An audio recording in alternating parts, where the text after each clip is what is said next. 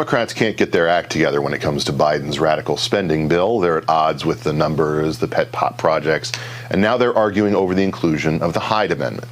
This provision bans federal funding for elective abortions, and Democrat Senator Joe Manchin wants it included in the bill. But far-left members of his own party want it gone for good.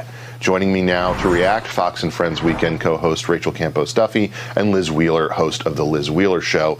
Liz, the Hyde Amendment used to be something that was just an agreed-upon thing. It had bipartisan support. It was included whenever you were sending these things out. And Democrats would run on saying, well, I'm personally, have certain views on abortion, but I don't think we should use your money to fund it. What changed?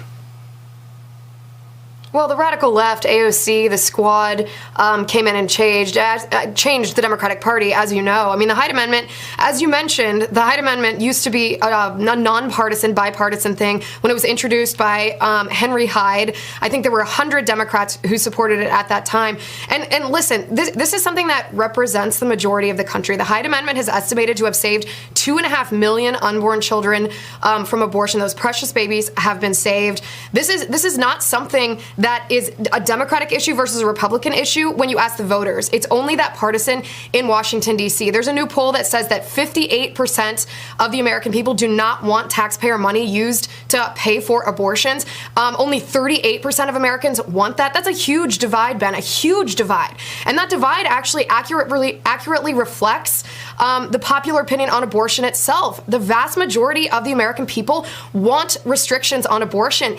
80% of people, both pro-abortion and pro-life, think abortion should be illegal in the third trimester. 60% of people think abortion should be illegal in the second trimester because abortion is a brutal, gruesome procedure that not only ends the life of an unborn child, but harms women too. The Democrats are ignoring their constituents in the interest of their own political agenda. Rachel, you are familiar, of course, I'm sure, with many pro-life Democrats from union households, Catholic households across the country, who nonetheless have voted for Democrats over the years, and yet they've done so during this great cultural sort where all of the pro-life Democrats that we used to be familiar with have been pushed out of the party, that they don't have a place to go anymore.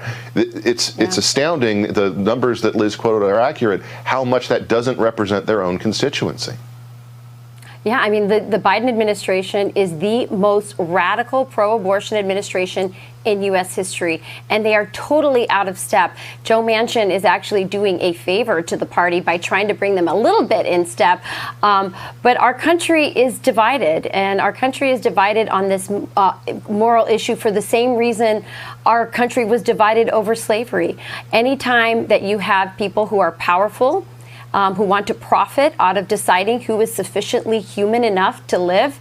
You can do anything you want to somebody once you decide they're not sufficiently human. We had this cultural debate in the 1800s. We're having it now. And thanks to technology, as Senator Blackburn talked about, the pro-abortion side is losing because millions of women and frankly, their children, their children who are alive are meeting their siblings in utero because those images are so clear. They're so profound. They cannot be argued with. And the radical abortionists on the other side, the pro-abortionists, they look so delusional. They look so antiquated as they cling to these, 1970 notions of fetal development. I mean, you just cannot. I can tell you, Ben, the ultrasound that I saw with my oldest, Evita, down to the ultrasound I saw with my youngest, who is 2 years old, it's just night and day. I mean, I could see musculature. I could see, fingernails so clearly. Her little cheeks look exactly the same now as they did in utero with my last baby. Technology is on our side, and we're winning this debate, not for religious reasons. As you know, Ben, our country is not becoming more religious. It's becoming more secular. But technology is actually bolstering this argument for pro-lifers, and we're winning on that.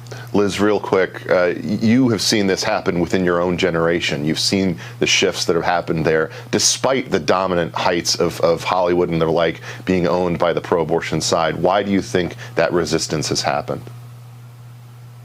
Yeah, I think Rachel's absolutely correct. I mean, we're the refrigerator door generation, right? We grew up seeing the ultrasound pictures of our brothers and sisters on the refrigerator door. I mean, I know how I felt at 6 weeks, when I was 6 weeks pregnant with my daughter, hearing that heartbeat. I mean, it's life-changing. You know that that's a human being inside. But I think it's also because we've started talking about the reality of what abortion is, what the procedure actually does, whether it's a first trimester abortion that poisons a baby, whether it's a second or third trimester abortion that rips a baby apart limb from limb, poisons, a lethal injection to the heart to stop that baby's heartbeat.